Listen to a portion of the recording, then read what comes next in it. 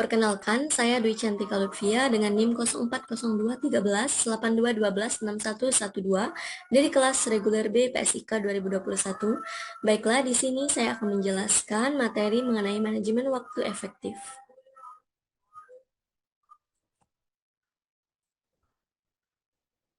Nah, yang pertama itu pengertian manajemen waktu.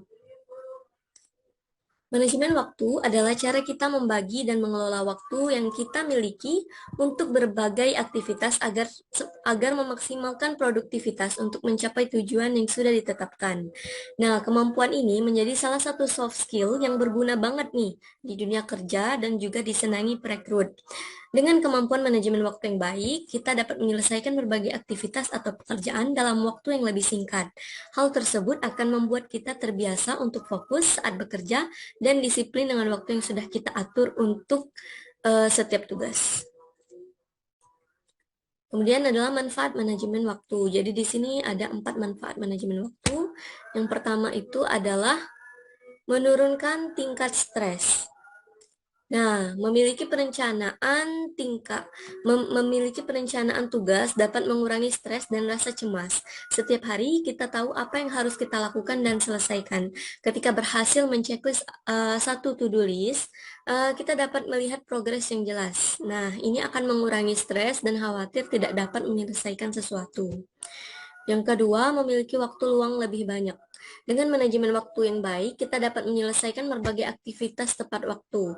Manajemen waktu akan membuat kita memiliki extra time untuk melakukan kegiatan yang lain, seperti melakukan hobi-hobi dan lain sebagainya. Yang ketiga, meningkatkan produktivitas. Nah, manajemen waktu yang baik akan membuat kita berusaha fokus dan disiplin agar pekerjaan bisa selesai tepat waktu atau lebih cepat. Dengan begitu, kita bisa segera menyelesaikan tugas lainnya atau melakukan kegiatan produktif lainnya dan tidak stres memikirkan deadline-nya. Yang keempat, membangun citra positif. Jika kita selalu menyelesaikan pekerjaan tepat waktu, maka citra kita di mata atasan, klien, atau rekan kerja akan positif. Kita akan dikenal sebagai orang yang tidak suka menunda-nunda dan dapat diandalkan. Citra yang positif dapat meningkatkan peluang kemajuan karir kita ke depannya. Oke, next slide. Nah, di slide kali ini saya akan menjelaskan mengenai tips manajemen waktu secara efektif. Jadi di sini ada 7 ya, 7 tips manajemen waktu secara efektif. Yang pertama itu buat to-do list. Nah, pernah nggak saat bangun tidur kita tuh bingung harus melakukan apa? Nah, untuk mengatasi hal ini kita dapat membuat to-do list di malam hari sebelum tidur. Kenapa sih bikinnya pada malam hari? Nah, agar saat bangun tidur kita nggak bingung lagi nih dan sudah tahu harus melakukan apa. Prosesnya tidak memakan waktu lama. Kita bisa membuat to-do list di buku catatan, sticky notes, atau aplikasi seperti Notion. Nah, pilih cara yang paling aman, paling nyaman, dan kita sukai. To-do list atau perencanaan yang kita buat mungkin tidak akan berjalan mulus, tapi paling tidak kita punya acuan setiap harinya. Tips yang kedua itu selesaikan pekerjaan sesuai prioritas. Nah, setelah membuat to-do list, mungkin kita masih bingung pekerjaan mana yang perlu diselesaikan lebih dulu. Kita pasti pernah mendengar dengan matriks Eisenhower atau matriks penting.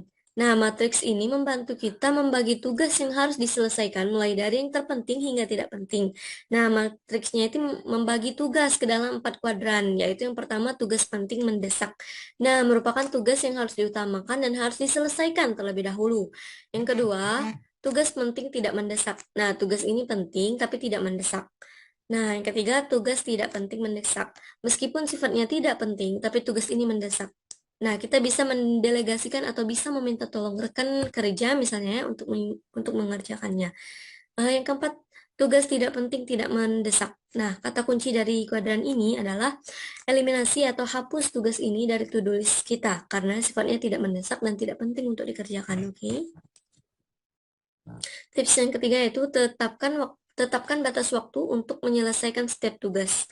Nah, jadi agar kita dapat Agar kita dapat bekerja dengan lebih fokus dan disiplin, belajarlah untuk menetapkan batas waktu untuk setiap tugas. Kita bisa coba time boxing, salah satu teknik manajemen waktu yang bisa membuat kita menjadi lebih disiplin dan fokus dalam menyelesaikan pekerjaan. Kemudian yang keempat, ambil jeda istirahat. Bekerja terlalu lama tanpa jeda istirahat membuat kita merasa lelah dan sulit fokus. Oleh karena itu, jangan lupa ambil jeda istirahat ya. Beristirahat merupakan hal yang penting agar otak dan mata kita tidak kelelahan. Yang kelima, hindari multitasking. Nah, sebagian dari kita mungkin berpikir dengan multitasking semakin banyak pekerjaan yang bisa kita selesaikan secara bersamaan. Namun ternyata multitasking dapat menurunkan produktivitas sebanyak 40%. Karena ketika melakukan multitasking, kita cenderung sering berganti-ganti task untuk menyelesaikan semuanya. Otak kita akan lebih fokus apabila menyelesaikan satu tugas dalam satu waktu. Jadi, multitasking enggak selalu bagus ya. Coba untuk fokus menyelesaikan pekerjaan kita satu persatu dengan disiplin agar hasilnya maksimal. Kemudian tips yang keenam, batasi distraksi. Nah, distraksi yang datang terus-menerus bukan hanya mengurangi produktivitas, tapi juga bisa meningkatkan stres. Kurangnya kontrol akan sebuah pekerjaan menjadi salah satu penyebab stres di tempat kerja. Nah, untuk menghindari distraksi, kita bisa melakukan beberapa hal nih, seperti matikan push notifikasi, tidak terlalu sering mengecek hal-hal di luar pekerjaan seperti media sosial, chat WhatsApp, atau email pekerjaan. Luangkan beberapa waktu khusus untuk mengecek semuanya sekaligus secara berkala.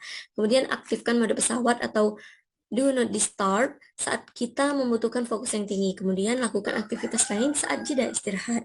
Kemudian tips yang ketujuh adalah gunakan tools manajemen waktu. Saat ini ada banyak tools atau aplikasi yang bisa kita gunakan untuk manajemen project dan waktu. Kita bisa coba beberapa aplikasi manajemen waktu di bawah ini, misalnya kayak time planner yang tujuannya itu untuk mengatur dan membuat jadwal serta menganalisa produktivitas harian. Nah, dengan bantuan berbagai tools di atas, kita bisa membangun kebiasaan untuk menjadi pribadi yang fokus dan disiplin terhadap waktu. Oke, mungkin sekian pemaparan materi dari saya mengenai manajemen waktu. Eh, Mulai dari tadi pengertian ya, manfaat, sampai tips mengatur waktu yang lebih baik. Untuk bisa mengelola waktu dengan baik, kita harus sabar, konsisten, dan disiplin. Awalnya memang tidak mudah, tapi kita harus percaya bahwa kita pasti bisa. Mungkin sekian presentasi dari saya.